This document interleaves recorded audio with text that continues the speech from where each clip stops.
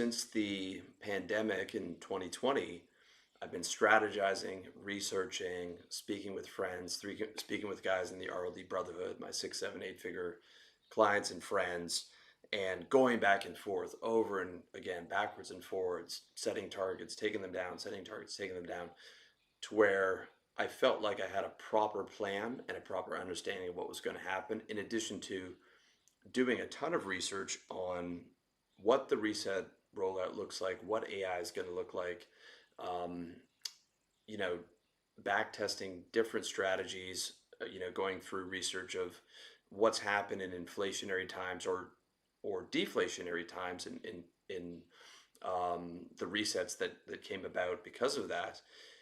And the reason for all that is in light of post-pandemic, what has happened in the world. And if you're switched on, I think you know what I'm talking about. And I realized that the advice I was living on in the 2010s, make 25K a month, live in Southeast Asia, Latin America, Eastern Europe, spend 7 grand a month, put the rest into your business, back in your business or in investments, I think is not going to be enough to secure with certainty that we get through this decade at the same level of survival and thrival. And we need to aim higher. We need to aim for 8 figures, and we need to be prepared for everything that's going to come down the pipe, because we're going to see three major changes. We're going to see technological change in the form of AI eating people's jobs and disrupting every business. We're going to see monetary change in terms of a reset of the global financial system, as well as the implementation of central bank digital currencies. And we're going to see changes in governance, moving closer and faster towards a global governance system, with policies implemented worldwide, as you could see the coordinated efforts during the pandemic. This is not a political take or political opinions. This is not the channel for that. This is the channel for playing the game of life, learning how to play the game, mastering the game. And the game is fucking changing, and there's a whole new set of rules. And if you want to survive and thrive at the highest levels and have the maximum amount of happiness and enjoyment in your life, you need to learn the rules. And a major part of learning the rules and being able to prepare for what's coming is to go back through history and study examples of currency resets brought about by economic disorder. In this case, Brazil in the 1980s, where you had a strongman government, as tends to happen in Latin America, a lot of the time pushing aggressive social policies, or socialist policies, I should say, without a thorough understanding of economics.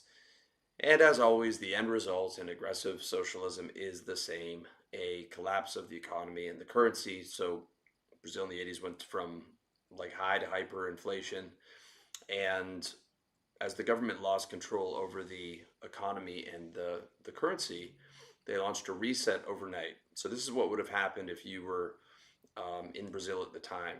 So you woke up, all the banks were frozen, accounts were frozen, couldn't log into your bank account. They didn't have online banking then, but that's how it would be now. And if you went to the bank, you weren't able to withdraw anything. And they announced over the media that what they were going to do was they were going to reset the currency and issue new notes of the Brazilian real. And it was going to be a one-to-one immediate exchange for people with a small amount of funds. Meaning, if you had a couple grand in the bank, you would get a one-to-one exchange. Your old $2,000 would be replaced with 2,000 of the new notes, and you'd probably get a couple grand in cash to help you get through the transition. That's basically the incentives for the lower middle class and poor people not to riot. You're going to get your money right away. You're actually getting a bit of extra money, so you're actually doing better than you were before, and therefore you ideally will continue to support the government and not riot and start a revolution. Everyone else, if you had, I think the number was, well, don't quote me on the number, but let's say 50,000 or more, which in the 1980s in Brazil would have been a good amount of money considering it's still a developing country in a lot of places and was certainly a lot more developing back in those days. Um, so they said that people that had more than like 50,000 liquid in bank accounts, you're getting a one-to-one exchange um, on that money for the new notes. You're not getting the $3,000 surplus, but you're not getting the money right away. And you're going to get the money over an undetermined period of time. The result being a lot of people didn't get that money until 3 years later, after the currency had continued to be devalued over that 3 year period. Not only that, but the money that they actually had, they couldn't access. So unless you had your money in, primarily in equities, properties, and things of that nature, if you were primarily in cash, you were basically wiped out for that 3 year period. And 3 years later, when you did get the cash, it was worth like 15% of what, it originally was. And a lot of people didn't even receive the money. Um, so you were decimated if you were in cash. And the same thing they did for bonds and GICs, where both individual and institutional owners of bonds, if they were heavy into them, were destroyed. Because what they said was those are denominated in the old currency, right? Because a bond is, um, a government IOU of this old currency, and it's locked. The IOU is locked in to that particular old currency, and they said that's, you know, now off the table. You don't get those. Those are in the old currency. The old currency's out. We're going to issue new bonds in the new currency, but because yours are in the old currency, you're done. So that gave them a real chance to wipe the slate clean on their uh, the government liabilities, right? The bond is basically a government IOU, and I'm not sure, but they might have done that with foreign investors as well and foreign governments. I can't be sure. But even if they didn't, their bond rating would have been, decimated, right? It probably took them 20 years to be able to build back trust in those bonds.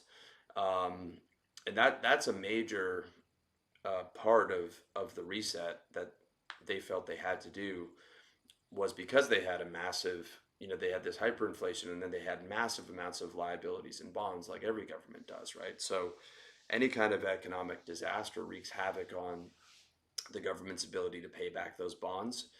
But that is sort of a last stage measure for governments, because they know that if they default on the bonds, or they soft default and try and arrange a like longer, lesser interest payment, it's a major ripple effect for the economy, where when their bonds are downgraded, it means very little to no foreign investment, very little to no locals investing in the new bonds, and a major loss of confidence in the economy with foreign investors trying to pull their money out.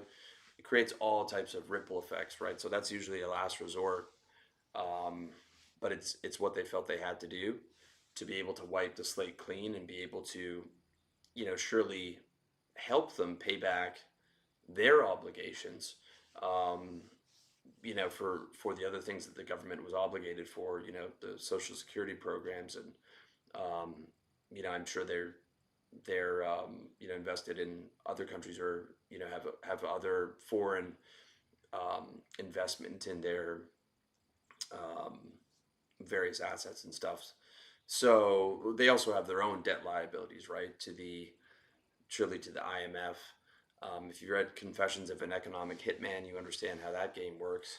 Um, each country's got, especially developing countries, have a fair amount of liabilities, and if they can't pay them off, they have to renegotiate. And a lot of the time, they have to give up their water supply to a foreign country in exchange for getting terms on this money that they borrowed. And so I'm sure they had to free up, you know, capital to be able to pay for all those things. I can't say in exact detail, but I'm guessing around that situation. So they wanted to restart and restart the slate and wipe the slate clean.